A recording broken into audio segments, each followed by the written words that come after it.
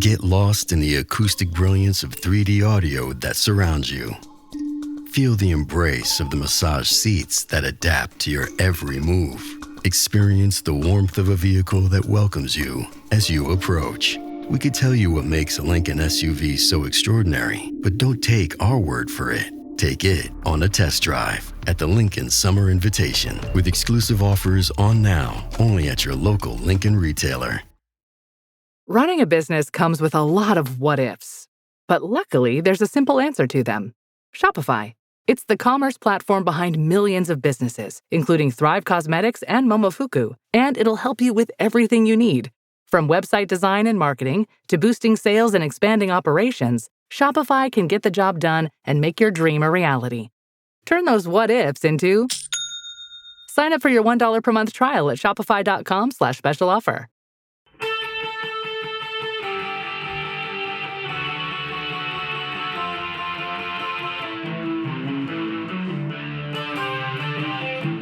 This is the Daily Blast from the New Republic, produced and presented by the DSR Network. I'm your host, Greg Sargent.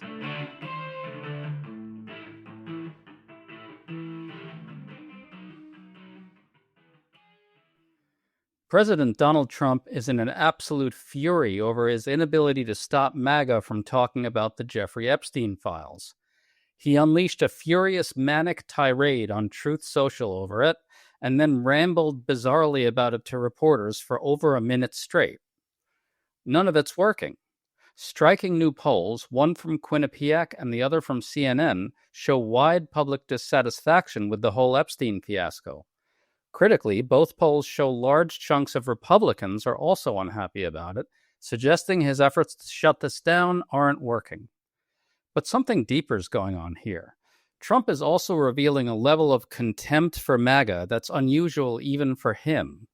His anger seems primarily rooted in his inability to simply command them to think whatever he tells them to think. We're talking about all this today with Rolling Stone writer Asawen Subsang, who has a great new piece digging into the Trump team's frantic efforts to close this thing down and why it's failing. Swen, good to have you back on. Always good to be on the pod, man. To catch people up very quickly, MAGA spent years promoting the idea that sex offender Jeffrey Epstein, who died in prison in 2019, had been killed to cover up widespread pedophilia by elites, especially Democrats. Among those who promoted this were top MAGA people like Kash Patel and Dan Bongino, who are now in Trump's government as director and deputy director of the FBI. They went in there and then suddenly announced, "Nothing here." Swen, is that about the size of it? Well, isn't it funny which conspiracy theories they decide to institute as official government policy and doctrine, and what they, just out of political convenience or whatever reason, would just like the MAGA base to move on from? When it comes to the lies, the anti-democratic lies that the 2020 election was stolen by Joe Biden from Donald Trump, all of those authoritarian lies are being cemented right now into government policy across multiple branches and agency. They have no problem with that, even though it's a complete lie and the exact opposite is true. The Jeffrey Epstein stuff, now that people like Donald Trump are starting to feel a little bit of heat and inconvenience from it, all of a sudden, he doesn't want people talking about it more. It's fake news. Only the Democrats would like to tar and feather him with this. In fact, all those files that you keep hounding me about were written by people like Barack Obama, James Comey, and Hillary Clinton, as if these individuals have anything to do with the way that certain FBI investigative files are written. It's spectacular. I don't mean that as a compliment. It is a surprising and unique, even for Trump land, level of dick stepping that you oftentimes do not see, even with this cabal. To stay up to date on all the news that you need to know, there's no better place than right here on the DSR Network. And there's no better way to enjoy the DSR Network than by becoming a member. Members enjoy an ad-free listening experience, access to our Discord community, exclusive content, and more. Use code DSR2025 for a 40% off discount on sign-up at thedsrnetwork.com/buy. That's code DSR2025 at thedsrnetwork.com/buy. Thank you. and enjoy the show. Trump unleashed this furious rant on Truth Social. I'm going to read from it. Quote, "Their new scam is what we will forever call the Jeffrey Epstein hoax, and my past supporters have bought into this bullshit hook, line, and sinker. They haven't learned their lesson, even after being conned by the lunatic left for 8 long years. Let these weaklings continue forward and do the Democrats' work. I don't want their support anymore." Close quote. So, Swin, I think the way to read this is almost like an ultimatum. He's saying, you don't get to be my supporters anymore if you keep talking about my own government's failings here. It's making me feel uncomfortable. Stop, otherwise you're out. There's myriad things wrong with the communications blitz that Trump is going about here, where he's trying to kind of perform this conspiracy theory land jujitsu of saying, oh, if you care about the Epstein files, you're playing into my enemy's hands, and you're just giving the Democratic Party what it wants. First of all, this is not a product of the left. Ever since at least 2019, there has been a massive gap that almost immediately opened up between the online left and the online right, even though Donald Trump was president when Epstein died in custody, where the right wing, even the mainstream of the American right, very aggressively decided that Epstein was murdered to protect enemies of Donald Trump. That has been nurtured and fostered for a bunch of years by the mainstream Republican right. So it's way too late to try to put that toothpaste back in the tube. Nevertheless, the president of the United States is trying, because he's trotting out over and over again this completely manufactured talking point that Obama wrote the files, crooked James Comey wrote the files, crooked Hillary Clinton wrote the files, and they did it in part to try to get Trump. This is something that came out of nowhere, and I don't think anybody except for Donald Trump was saying or is saying right now. And when I talk to various administration officials or people who have known Trump for a long time, who are working on the outside of the federal government right now over the weekend, a leading concern among them was they were saying that, okay, the way the president is conducting himself right now and the way he's talking about this publicly is making it very difficult for even some of his biggest supporters to at least not privately suspect that maybe he might be in the Epstein files in some incriminating way. In other words, like, look, you and I don't know what's actually in the full FBI file. And also, just for the record, not that it matters one way or the other, but FBI files are often long and have a lot of, like, things compiled in there, one way or the other. But I digress. But if you were someone who was incredibly guilty and implicated in a secret federal file in some way and really, really, really did not want it released, and also if you were in charge of the federal apparatus that had the power to release this information, it is hard to imagine that that individual would be acting in any way different than President Donald Trump is, except for the fact that any other individual in that position would probably be acting with more care and more tact than the president is, because they would probably think to themselves, I should probably not act in a way that arouses so much suspicion. Right. So Trump unleashed a rant about this to reporters that really underscores your point. Listen to these excerpts from it. It's all been a big hoax. It's perpetrated by the Democrats, and some stupid Republicans and foolish Republicans fall into the net. I call it the Epstein hoax. The sad part is it's people that are really doing the Democrats' work. They're stupid people. Swin, Trump's own people fueled this conspiracy theory. As a reminder, Patel and Bongino were big-time MAGA influencers. They played a huge role in telling MAGA that once the lid was ripped off the deep state, the cover-up of the Epstein files would be revealed. Now they're deep in the deep state, and they failed to deliver on their own conspiracy theory. And now, to make it even more perfect, Trump is attacking MAGA voters as stupid for believing his own top people on this. Swin, this is a level of abusiveness towards members of the Trump cult that's almost shocking. Swin, do you think that Trump might be in the Epstein files? What's your sense of it? Okay, if we're just guessing here, I want to underscore that you and I are just doing pure educated speculation here.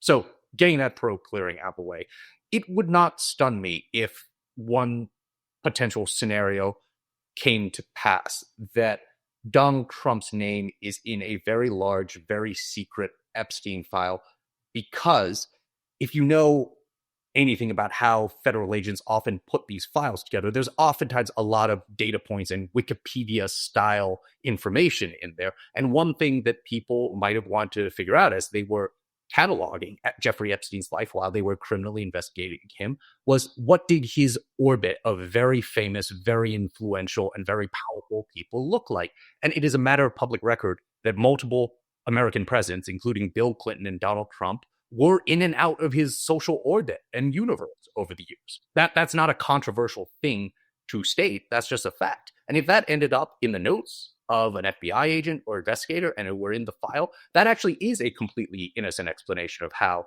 President Trump's name could be in there. The problem is we are light years away from finding that out one way or the other, because the Trump administration seems very determined right now to be not transparent about these issues. We now have two new polls now on the Epstein fiasco. Quinnipiac finds 63% of voters disapprove of Trump's handling of the Epstein files. CNN finds that 50% of Americans are dissatisfied with the information the federal government has released about the Epstein case.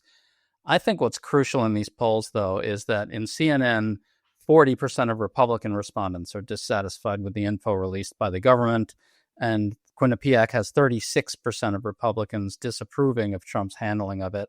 So at the very least, there are sizable chunks of the GOP base who are upset by this, despite Trump's efforts to command Republicans to forget about it. Your thoughts?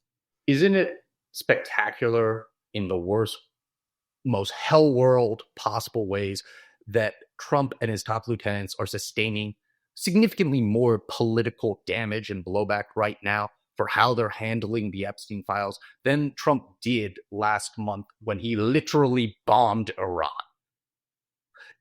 If you know anything about the extremely online parts of the MAGA base or the MAGA influencer community, such a statement actually maybe isn't that surprising. If you know about how they work and what their priorities are and what their pathological obsessions and fixations are. However, objectively speaking, it's as I mentioned earlier, it very much is a hell world scenario.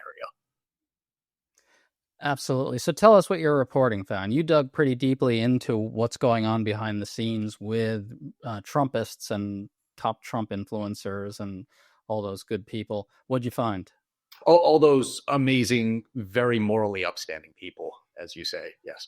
Well, look, I think the main takeaway from our reporting at Rolling Stone about how this week from hell, this Epstein-shaped hole in the wall, just completely engulfed the highest levels of the Trump administration in really perversely comical ways.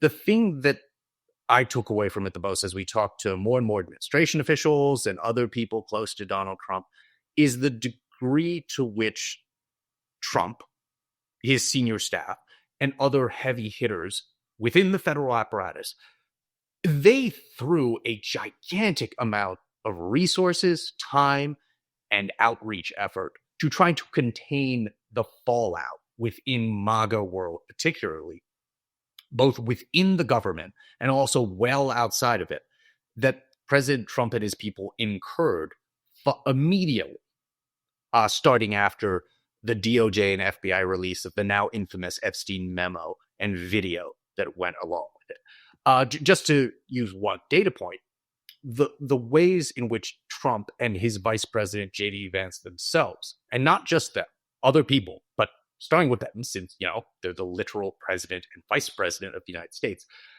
they got personally involved in outreach efforts over the past several days, essentially trying to beg the upper ranks of their own federal law enforcement to stop breaking apart, in the form of Dan Bongino storming out and threatening to quit in protest over Pam Bondi's handling of the investigation.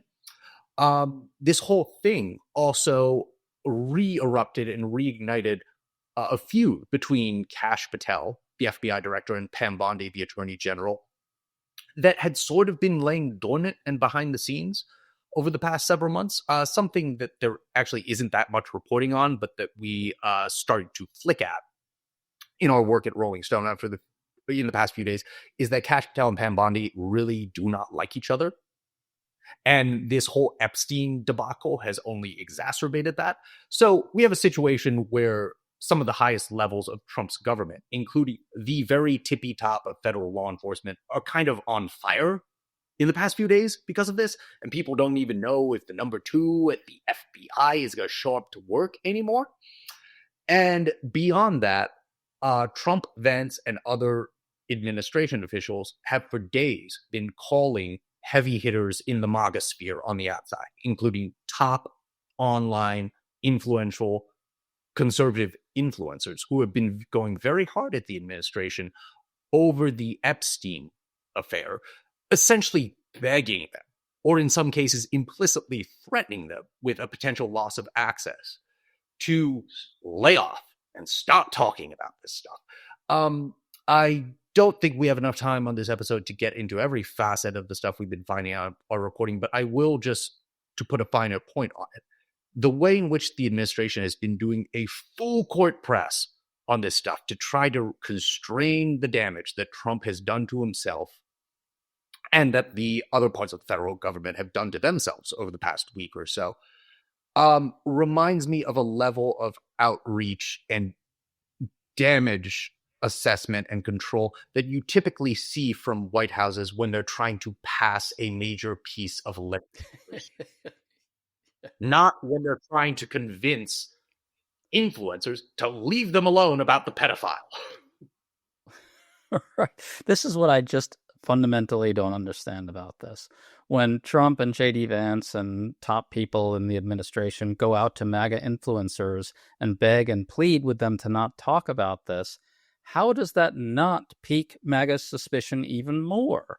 In other words, if I'm MAGA and I'm on the receiving end of this full court press that you're talking about, I'm going to ask myself, why don't they want me to talk about this? I thought this was supposed to reveal all sorts of perfidy by Democratic elites. Why are they trying to shut me up? Is that happening in MAGA? Are they saying that to themselves about this? To a certain degree, yes. And also to a certain degree, they're trying to politely say it publicly, like Charlie Kirk, who's obviously close to multiple senior members of the Trump administration and has a relationship with President Trump and Vice President Vance themselves. He got the bat signal to please lay off because his constant framing of this issue, including during a fairly high-profile TPUSA conference over the weekend, Trump saw that and caught wind of it. And it did piss off the president of the United States that Charlie Kirk and his people were going so hard at this issue. So Charlie Kirk gets the word. So on Monday, he goes on his show and tells his followers, for now, I'm going to lay off this issue for now. And then he gets enough backlash from grassroots people, or whatever the hell you want to call them, that I think it doesn't take much longer than 24 hours for him to come out and say, actually, no, I can't let this go. So there is an incentive structure beyond the demands of the dear leader that are going to keep this alive among the MAGA grassroots. Not only the MAGA grassroots, though, because the Republicans on Capitol Hill, literal GOP elected officials who have publicly said they are not letting this go, to the point that House Speaker Mike Johnson has had to also essentially say, it is not time to let this thing go. This is what happens when an entire political movement nurtures these kinds of rabid far-right conspiracy theories for years and years and years, to the point that within MAGA and within the conservative movement, it becomes essentially holy writ. It becomes a piece of basically religious doctrine that these conspiracy theories are true. And then Trump and Kash Patel and others want to turn around and tell them, oh, there's nothing to see here. You can trust us. Just let go of it. I'm sorry. It doesn't work this way. Trump should try to tell his evangelical advisors and his prominent supporters in the American evangelical movement next that, oh, by the way, adultery isn't a sin. That doesn't exist in the Bible. You got that one wrong. I think maybe what we're looking at here, Swin, is a war in MAGA between two impulses. One is the one you're talking about there, which is the unchecked conspiracism, the crazed desire to believe that there are these really dastardly things that democratic elites have done, such as pedophilia. So that's one force. But the other force is everything needs to always help Trump at all costs. And so when Trump and Vance go to the influencers and say to them, look, guys, this is not helpful, they're really saying prioritize the second one of those over the first one. Both of them are extremely unhealthy to the point of deep derangement. And they're kind of at odds with each other, which makes the whole thing even more combustible. Does that make sense? No, totally. And you look, like, as shambolically organized and demoralized as so much of the Democratic Party's power bases are right now at the start of a second Trump presidency, even they are able to figure out that we need to make hay out of this. We got to keep exploiting these MAGA world figures as aggressively as we can. That's why you see Hakeem Jeffries and other prominent Democratic elected officials talking about this and going hard at it, and even trying to force a vote to have the Epstein files released or whatever. Obviously, Republicans on Capitol Hill ended up voting that down. I don't think anybody is going to take the guess that Republican lawmakers doing that is going to allay any concerns or suspicions among vectors of MAGA land that Republicans are doing this not to serve the base, but to protect the dear leader, Donald Trump. Swin, where does this all end up? Just play this out and let us know how much longer we're going to have to endure this craziness and where it leads. Well, no end in sight right now, but as all things with Trump world, no end in sight can mean stretches on for years or millennia, or maybe in a couple of days, something else ends up taking over. But for the time being, there is no end in sight. And one of the major reasons why there isn't is because, look, if Donald Trump wanted to do better, more appropriately manicured brand management right now, you'd think that maybe he would just stop talking about it for 5 fucking seconds. But a major reason why this keeps driving news cycles is because the literal most powerful man in the world with the American nuclear launch codes won't shut the fuck up about this. He keeps going before the cameras, taking the bait when reporters ask him questions, including when he's meeting today, earlier on Wednesday, with the leader of Bahrain. And he keeps, without anybody making him, posting to Truth Social over and over again things that make him look, especially to a very conspiracy-minded individual, very, very guilty of something. So again, Mr. Trump, if you're listening, I mean, you keep telling everybody to stop talking about Epstein. Heal thyself, dear leader. Aswin Subsang, thanks for that decoding, man. We really appreciate it. It's always great to talk to you. I would also like to remind your listeners that I am definitely not in the Epstein files.